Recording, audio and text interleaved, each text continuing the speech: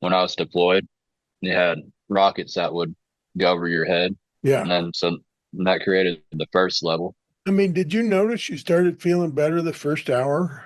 Yeah, I did. So you've had, what would you say you've had? Would you say you've had panic or would you say you've had PTSD? I'd say I had panic for the most part. Yeah, yeah. So think about this diagram. So what would you say are some of the stresses that led you to panic? I'd say some of the stresses would, I think a big one, overthinking. But when I was deployed, you had rockets that would go over your head. Yeah. And then so that created the first level. Other stresses would add on to that. So then it just piles up to where you get into the panic state. Yeah, and those rockets that go over your head could hit you too. Yes, sir. What was that like for you? It was a panic for sure. I think the more it happened, it became more normal, but the first few times it was pretty panic. And then that developed into full-blown panic when you came back to the States, right? Yeah, it made it harder to just be around people in general. If even if I wasn't doing a whole lot of anything, then sometimes my heart would start racing, and just I think being around big crowds is really what did it for me. Yeah. That's when you would develop panic almost for sure, right? For sure, hands down. That's the main source of what it was. So your world was getting smaller. Yep. What thoughts did you have when you had those symptoms? Well, I felt like I was going crazy most of the time. Yeah. A sense of panic was was a big one. I kind of felt like I was alone, even though I was surrounded by people. It was really interfering with your relationships, wasn't it? It was, yeah, Yeah. So thinking you're going crazy is that's a pretty scary thought, isn't it? it is, yeah. So we haven't had very many meetings. No, not very many. Uh, What- about three or four, Yeah, I think. I think maybe three. Yeah, three. But you've really bought into what we're doing. I take what you say and the breathing techniques, and I apply it to if I start feeling crazy or if there's too many people, then just go over what me and you talked about in my head, and it really helps me out. Yeah. You know, last night we went to a game. It was a pretty sold out game, basketball game, and I felt fine. You know, Yeah. Is that and great? But that's great. yeah. When I first got back, I would tell my old lady, I'd be like, well, just too many people. I can't be around too many people. Yeah.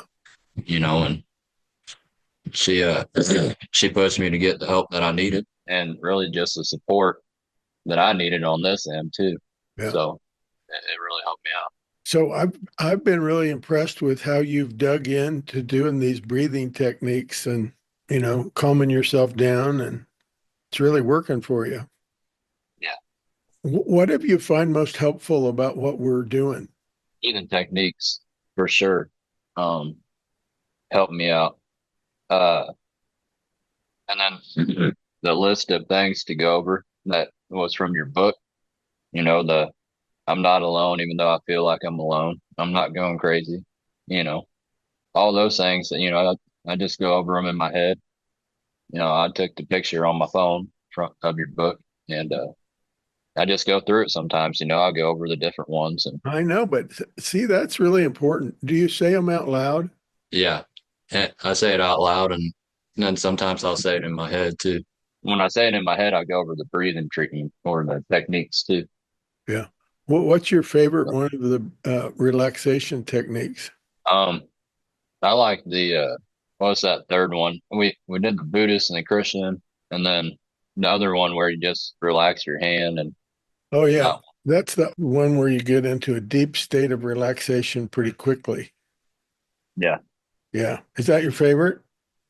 I think that's my favorite for if I want to relax real fast. Yeah. What do you think's been the most helpful stuff that we've done? Learning these techniques. It ain't like when you go to any other therapist and they're just like, well, let's try to find what's wrong with you. Conversating ain't just all about the therapy. It's about getting to know the person. I think that helps Getting out to a lot. know you. Yeah. One of the things that I've gotten to know about you is how good you are with horses. Why don't you Yeah. talk about what you do with horses? Um, Well, right now I kind of just I go and I work out with horses at a ranch just south of town here, and I round pen them, break them, seduce them to where the owners and the riders would come out and be able to get on them. But before that, I would various ranches out in New Mexico, Nebraska, Texas, and Arizona. I was breaking a young colt, bringing it in, or an older horse that had troubles and doesn't want to be ridden. I'd break it down and I'd try to train it in the way that I could. Yeah, that's pretty friggin' impressive, you know. Yeah, I mean, yeah, really, you're a cowboy. yeah, yeah. Yeah. Ranch hand. Mhm. Ranch hand, yes, sir. Yeah. Yeah, Yeah, it's good. Good, healthy stuff for you. it is good. Good therapy too. Yeah. Horses are good therapy, even if they are mean. you know. So Yeah, you know how to straighten that out though, don't you? yeah, yeah, I sure do. How much force do you apply to them? As little as possible. I try to go about it the easy way. I know a bunch of old farmers that would, like, there's one that would try to buck him or come at him when he bring the feed into the gate. He'd take a 5 gallon broken bucket, and honk it over his head enough times to where he would stop bucking at him and stuff. And you could seduce them to ride and stuff like that in that type of way. I like to just go in there and try to be their friend. And, it's a slow process, but eventually Kind they'll of a get your trust. horse whisperer approach. I try. Yeah. Yeah. I mean, sometimes you can't whisper at them. You gotta yell at them sometimes, A little bump on the nose here and there is all right. Yeah, and you were saying the other day you could control them with your feet.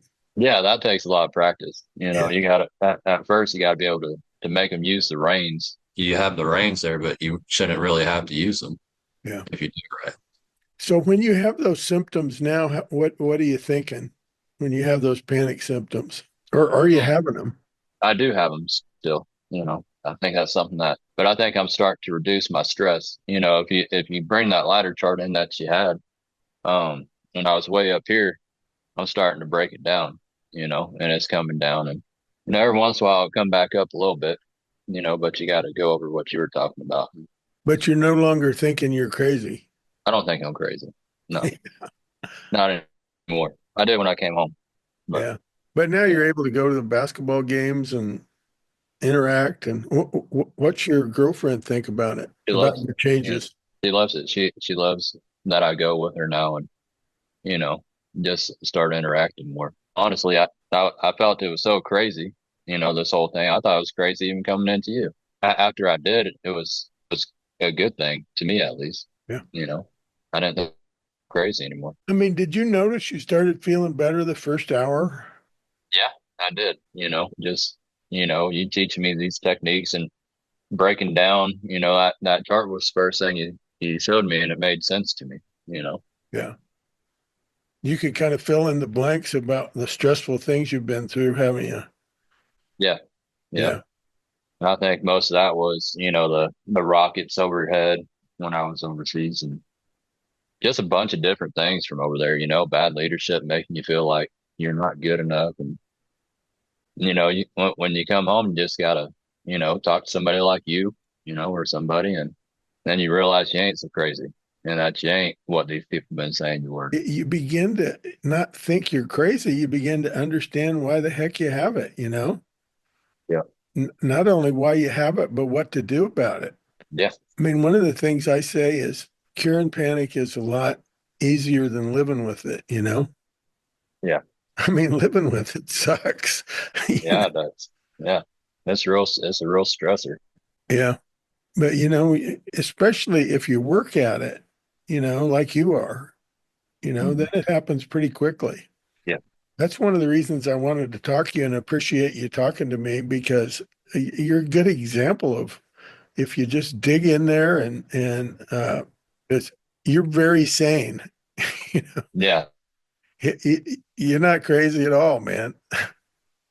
yeah, And what you have is really, I mean, there are reasons you have it. There are reasons that stress built up on you, and then you get in a loop and it's hard to get out of it. All right, man. Well, it's been a pleasure working with you too. I like horses too. yeah, Oh, yeah. I love horses. Yeah. yeah. All right, man. Well, listen, thanks so much.